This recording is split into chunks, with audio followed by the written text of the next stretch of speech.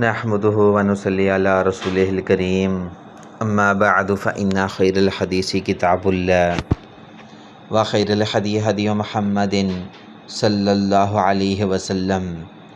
ہمارا چینل دیکھنے اور سننے والے تمام بہنوں اور بھائیوں کو ہماری طرف سے السلام علیکم۔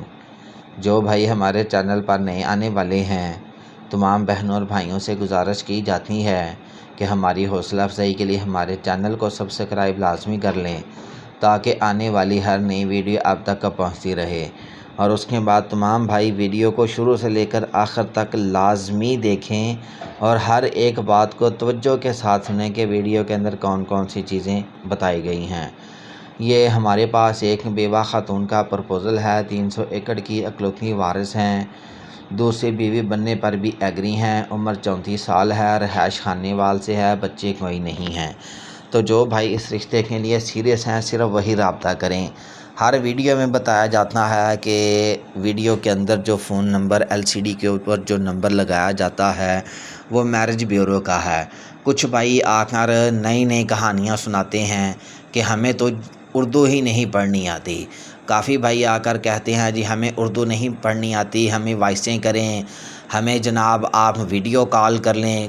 اور ایسے گھٹیا لوگ ہیں کہ رات کے 1 بجے میڈم صاحبہ کو کالز کرتے ہیں کہ اوپر سے کہتے ہیں جی جلدی کریں جی میری کال اٹھا لیں۔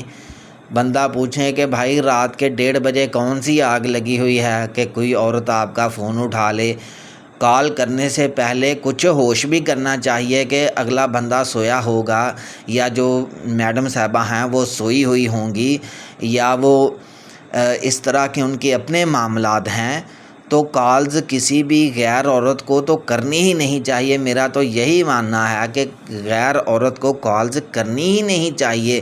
رات کے 1:30 بجے کالنگ کر رہے ہیں، کوئی کہہ رہا ہے مجھے اردو نہیں پڑھنی آتی، کوئی کہہ رہا ہے مجھے انگلش نہیں پڑھنی آتی۔ تو اگر نہیں پڑھنی آتی ہے تو بھائی صاحب میڈم صاحبہ کی اس میں کون سی غلطی ہے؟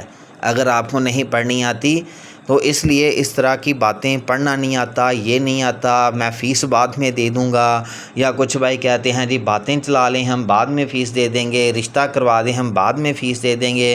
تو یہ سب باتیں بالکل میڈم صاحبہ کے سامنے نہ کریں، اپنی فیس ایڈوانس میں جمع کروائیں، اس کے بعد تمام بھائیوں کے جو بھی معاملات ہیں بعد میں کلیئر کیے جائیں گے، فیس ایڈوانس میں ہے۔